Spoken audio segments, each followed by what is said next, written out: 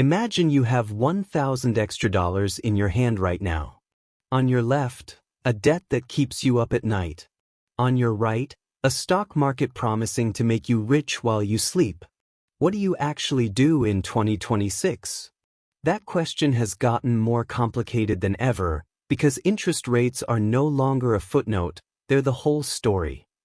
Some people will tell you, paying off debt is a guaranteed return, end of discussion. Others fire back. Don't waste your time, compound interest in the market is unbeatable.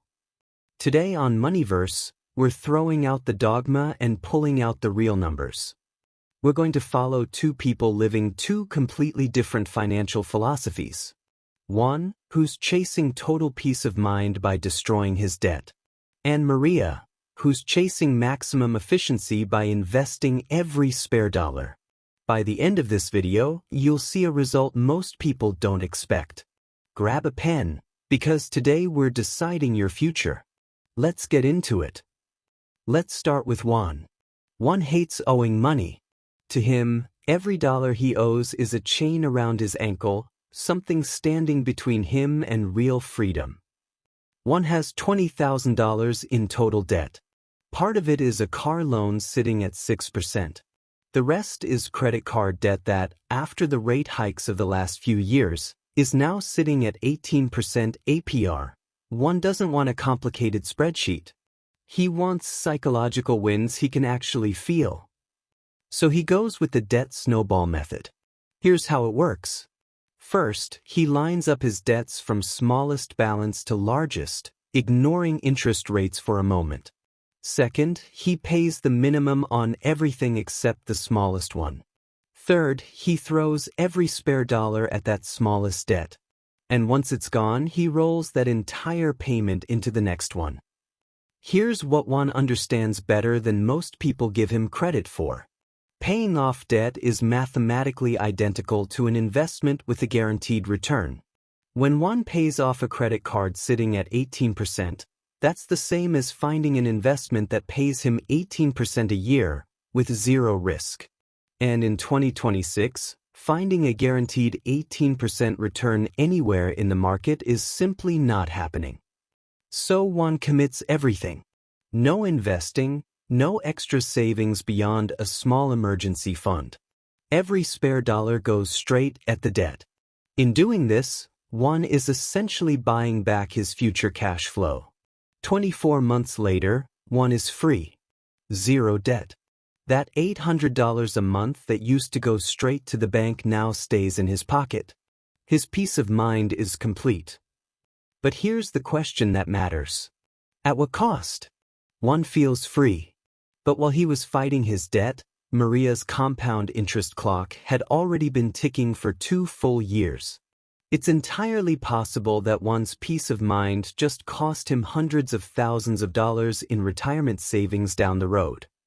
Before we get to Maria's side of this, if this breakdown is actually helping you think differently about your money, hit that like button and subscribe to Moneyverse. It costs you nothing and it helps this channel enormously. Now let's look at Maria's strategy. She's not afraid of debt, she's afraid of missing opportunity. Get ready to see how Marta's money works double duty, thanks to a concept one completely ignored: free money.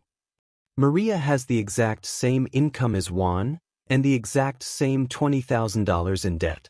But Maria looks at the world through the lens of financial arbitrage.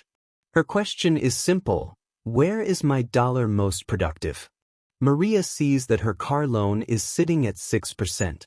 She also knows that, historically, the S&P 500 has returned an average of around 10% annually. So she does the math. If she invests instead of aggressively paying off that car loan, she's capturing roughly a 4% margin, 10 minus 6. So she decides to pay only the minimum on her low-interest debt and pour everything else into the market. And here's where free money comes in, the part one left completely on the table. Maria's employer offers a 401k-style retirement plan that matches 50% of her contributions, up to 6% of her salary. For Maria, That's an instant 50% return on every dollar she puts in. No 18% credit card debt on earth can compete with a 50% or even 100% match from your employer. Maria prioritizes capturing that match before she ever pays a single extra dollar toward debt. While Juan spent 2 full years grinding toward zero debt before investing a cent, Maria's money was already in the market, already compounding.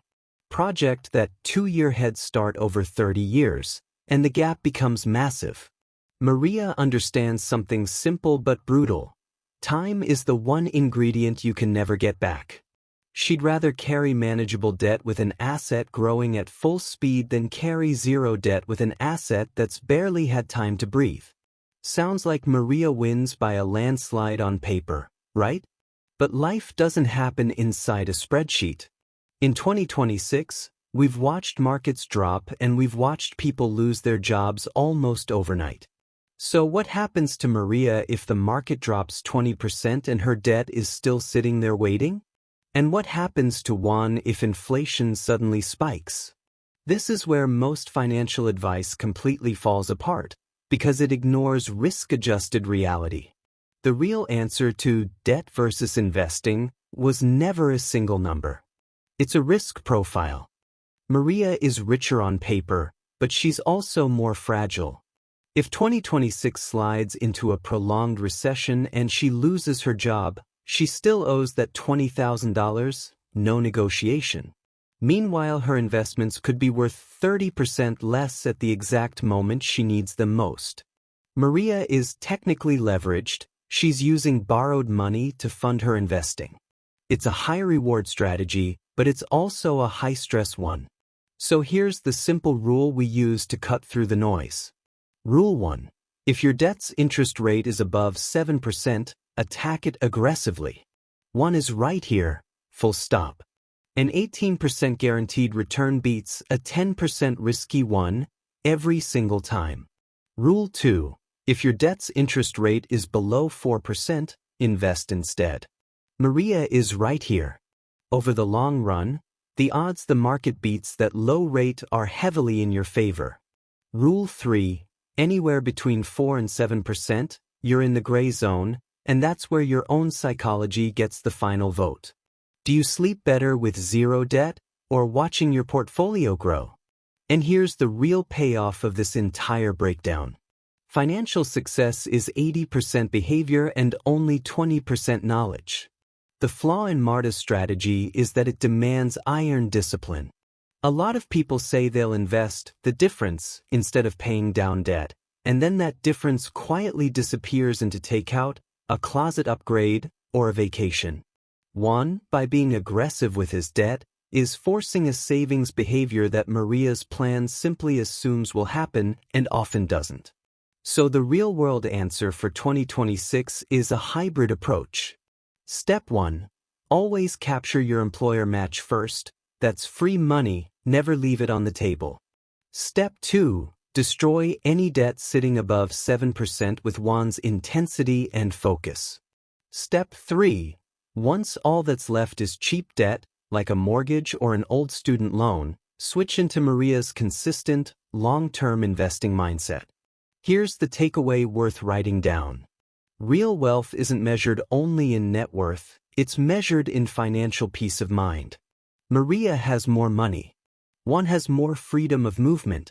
If Juan loses his job tomorrow, his monthly expenses are nearly nothing. If Marta loses hers, her debt keeps eating into her capital while she's already stressed about income. The biggest lesson here is that compound interest is king, but liquidity and being debt-free are your strategy's life insurance. Don't invest money the bank is going to come asking for tomorrow if you don't have the stomach to ride out a market crash. Paying off debt versus investing was never a war, it's a balance. One buys peace. Maria buys time. The real question is figuring out where you stand on that balance right now, today. So grab a pen one more time. List out every debt you have and its interest rate.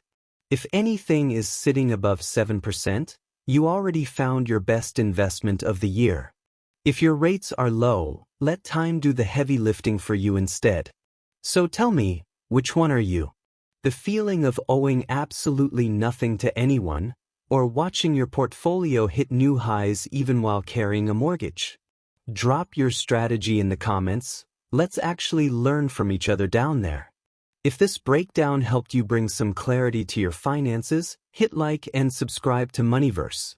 Remember, the numbers never lie, but your emotions sometimes will.